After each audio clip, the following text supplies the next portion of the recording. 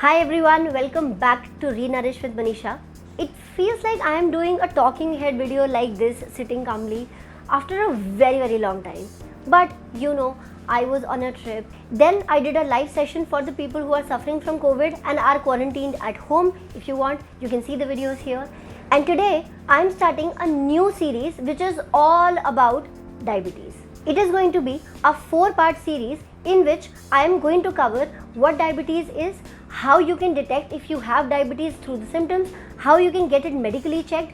That I am going to cover in this video. In the second part of this series, I am going to tell you what are the types of diabetes and what are the reasons that somebody can have diabetes. In the third part of this series, I am going to tell you what are the complications that can happen because of the fluctuated blood sugar levels and the nutritional management of the blood sugar. So what a diabetic person should and should not eat, that I am going to cover in the third part. And in the fourth part, I am going to cover the gestational diabetes, which is diabetes in pregnant females. And after the series is over, I am going to do a live session where you can ask your questions about diabetes and I am going to answer to them in real time.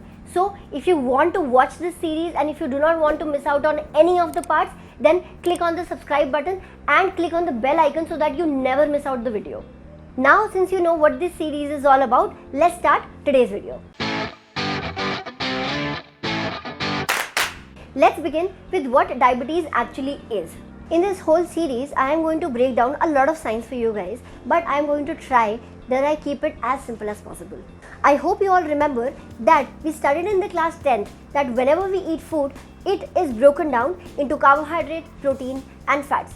Carbohydrates are broken down into glucose and our body uses glucose to make energy for the entire system. And that's how we survive. The normal healthy process of making energy out of glucose is that glucose roams around and travels in our blood and goes to each and every cell of the body and it knocks on the door, and then there is a gate pass which is called insulin, and this insulin allows the glucose to enter inside the cell where energy can be created out of that glucose.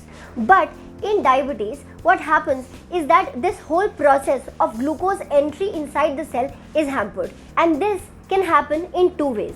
First, insulin is not effectively being generated by the pancreas, and that is why there is not enough insulin and hence there is not enough gate pass, and that is the reason why glucose cannot enter inside the cell and energy cannot be created, but glucose keeps roaming around in the blood. That is why the blood sugar level rises. Second way can be that pancreas goes on a strike and does not produce any insulin at all. Now in both these cases, the level of sugar or glucose rises inside of the blood, and that's what starts to create a problem. How it creates a problem is what we are going to discuss in the next week's video. Now, why am I even discussing diabetes here? After all, my audience is between 25 to 34 years of age group, right? And it's majorly females. Then why diabetes? Because this topic was highly requested from me, from the people of this age group, because after all, we are somebody's son, somebody's daughter, somebody's daughter-in-law, and those people have diabetes. And more often than not, they never listen to us and they do not even take any precautions. I know some of us would never have seen any case of diabetes in our homes. However, the statistics do not say that. As per the recent statistics, 463 million adults have diabetes. That means every 1 out of 11 people in our world has diabetes. And by 2045, it is expected to grow up to 700 million. In 2019 alone, 4.2 million people died out of diabetes, and 1 out of every 5 people above 65 years of age is a diabetic. And let's talk about our country. We are number 2nd in the terms of the number of diabetic cases. That's not a rank that we would be ever proud of, isn't it? And having diabetes is quite costly. 10% of the entire world's health budget is spent on diabetes management. And we thought COVID is the first pandemic of our life. Let's talk about the symptoms of diabetes so that you can judge if one of these things is happening with someone around you or yourself. Then you should definitely seek medical attention. The very first symptom of having blood glucose disbalance in our body is lassitude or lack of energy. Now, why is lack of energy happening in our body? Because the glucose is not able to enter inside the cell. where the energy is supposed to be made out of that glucose.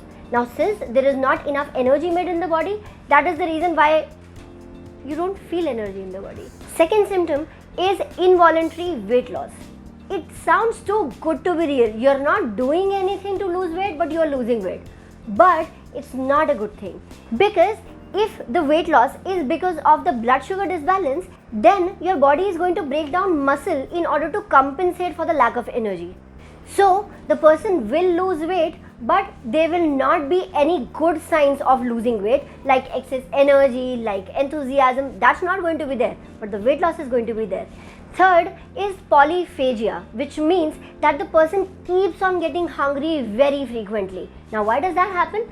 Because our cells are not getting enough glucose to produce energy, and they complain to the master, which is the brain, that we are not getting enough raw material for energy production.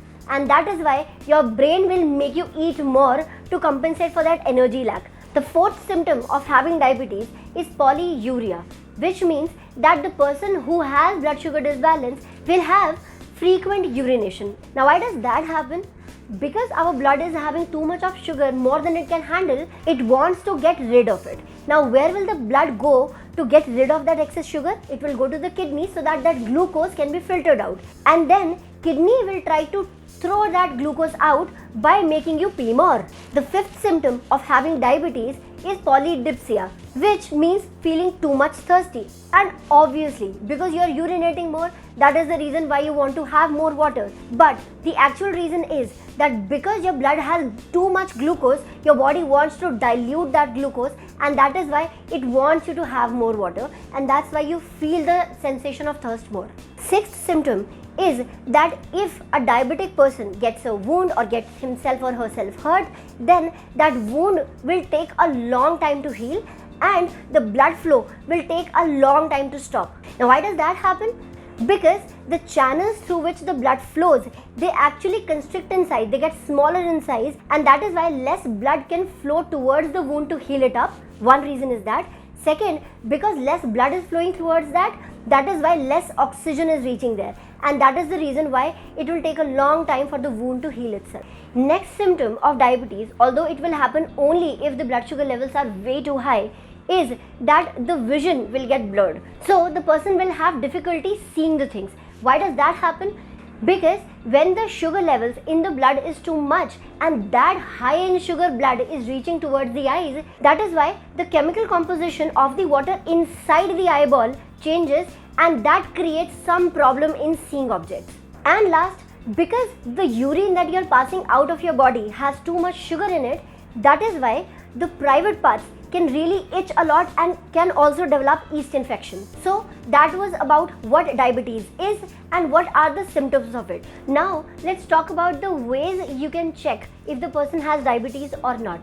There are two ways, but both of them go through a simple blood test. Either the level of sugar in the blood can be tested, which is also called either fasting blood sugar levels, which is done after 12 hours of not eating anything, or the postprandial or PP blood sugar levels, which are checked 2 hours after having a proper meal. The level of sugar in the blood after 12 hours of not eating anything should be around 100 mg per deciliter. If it is slightly above that, then the person is called a pre-diabetic, and if it is way beyond 110, then the person is called a diabetic.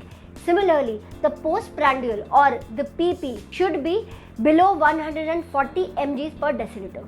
The second parameter to check the blood for the blood sugar levels is the HbA1c. HbA1c is the amount of glucose which is actually bound with your hemoglobin in the blood, and that gives you an average picture of 2 to 3 months of the blood sugar level, and that should be around 5.5% of the whole blood or less than that. Anything above 6 or 6.5 is considered diabetic. Now, to keep the video short and sweet, I have sweet. What a dilemma. To keep the video short and digestible, I am going to divide the whole information into 4 parts as I told you in the beginning. So the next week I am going to tell you how the diabetes can actually happen and what are the types of diabetes that can happen in a person. So please come back on Renourish with Manisha next Sunday 10 a.m. And if you have any questions about this video, let me know in the comments below. And if you feel that this video has added some value in your life and this series can add some value into somebody else's life, then please share it with them because it can be really helpful for them. And on that note, Manisha Mehta signing off. I'll see you next week. Until then, remember, be a fit foodie and I love you unconditionally. Bye.